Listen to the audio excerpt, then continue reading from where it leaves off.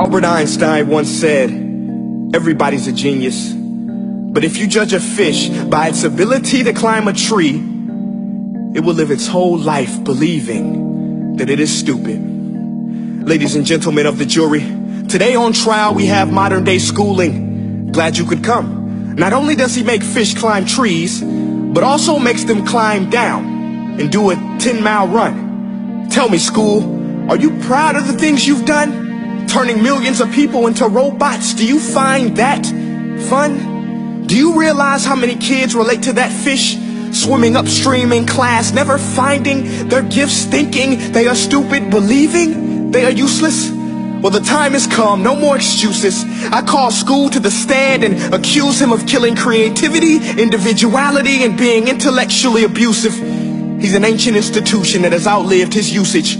So, Your Honor, this concludes my opening statement, and if I may present the evidence of my case, I will prove it. Proceed. Exhibit A. Here's a modern day phone. Recognize it? Here's a phone from 150 years ago. Big difference, right? Stay with me. Here's a car from today, and here's a car from 150 years ago. Big difference, right? Well, get this. Here's a classroom of today, and here's a class we used 150 years ago. Now ain't that a shame? In literally more than a century, nothing has changed. Yet you claim to prepare students for the future? But with evidence like that, I must ask, do you prepare students for the future or the past? I did a background check on you and let the record show that you were made to train people to work in factories, which explains why you put students in straight rows, nice and neat, tell them sit still, raise your hand if you want to speak, give them a short break to eat, and for 8 hours a day tell them what to think. Oh, and make them compete to get an A letter which determines product quality, hence grade A of meat. I get it. Back then, times were different. We all have a past. I myself am no Gandhi. But today, we don't need to make robot zombies. The world has progressed. And now we need people who think creatively, innovatively, critically, independently, with the ability to connect. See, every scientist will tell you that no two brains are the same. And every parent with 2 or more children will confirm that claim. So please explain why you treat students like cookie cutter frames or snapback hats, giving them this one-size-fits-all crap. Watch your language. Sorry, Your Honor, but if a doctor prescribed the exact same medicine to all of his patients, the results will be tragic. So many people will get sick, yet when it comes to school, this is exactly what happens. This educational malpractice, where one teacher stands in front of 20 kids, each one having different strengths, different needs, different gifts, different dreams, and you teach the same thing the same way? That's horrific. Ladies and gentlemen, the defendant should not be acquitted. This may be one of the worst criminal offenses ever to be committed. And let's mention the way you treat your employees. Objection. Overruled. I want to hear this. It's a shame. I mean, teachers have the most important job on the planet, yet they're underpaid? No wonder so many students are short-changed. Let's be honest.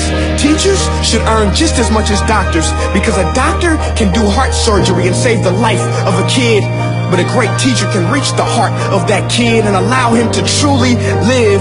See, teachers are heroes that often get blamed, but they're not the problem. They work in a system without many options or rights. Curriculums are created by policymakers, most of which have never taught a day in their life. Just obsessed with standardized tests. They think bubbling in a multiple choice question will determine success. That's outlandish.